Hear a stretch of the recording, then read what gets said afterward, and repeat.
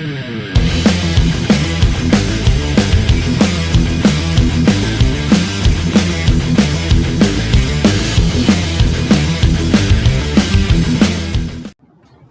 is the reverse grip pull down exercise, lat pull down exercise. Typically we'll do this off of a set of boxes, although there may be some instances where you'll do this from a kneeling position or possibly even from a seated position on the floor. And that's true for all of our pull down options here. Now, how we're going to work this, you're going to take a seat on the box.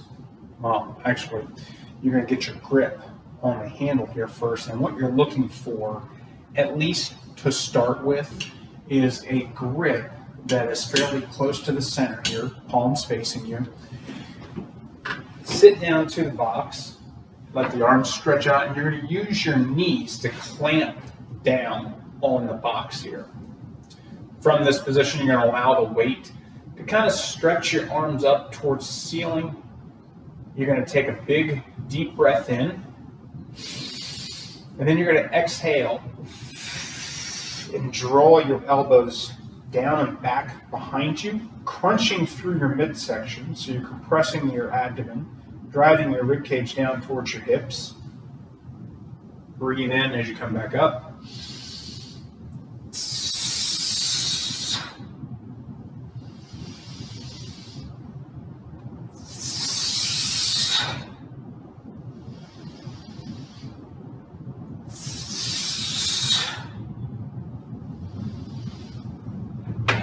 Now, one of the things that you probably couldn't tell that I was doing during this exercise was compressing or clamping down with my knees on the bench or on the box here.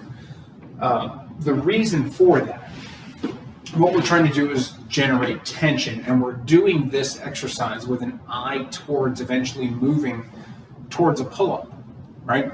So when we do a pull-up, we need full body tension. We need the core to be tight, we need the hips to be tight in order to stabilize the body and make the body easier to move through space.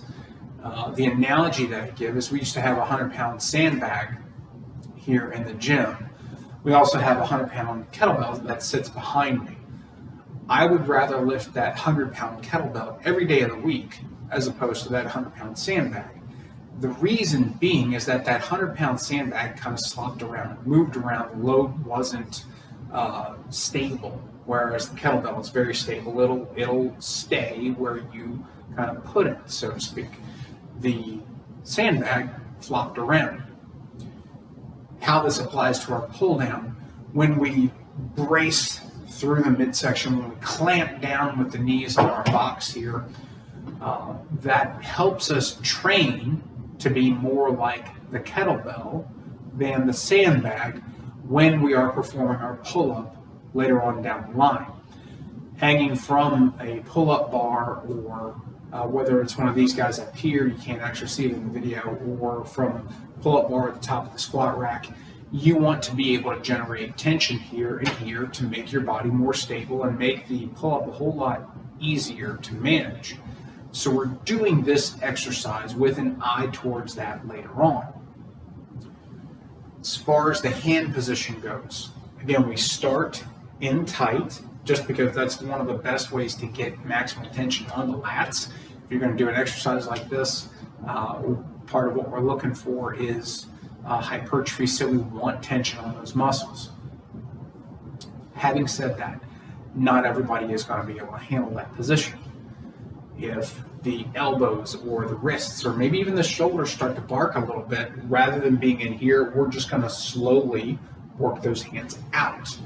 We won't go past shoulder width. If that doesn't work, then we can always change the grip.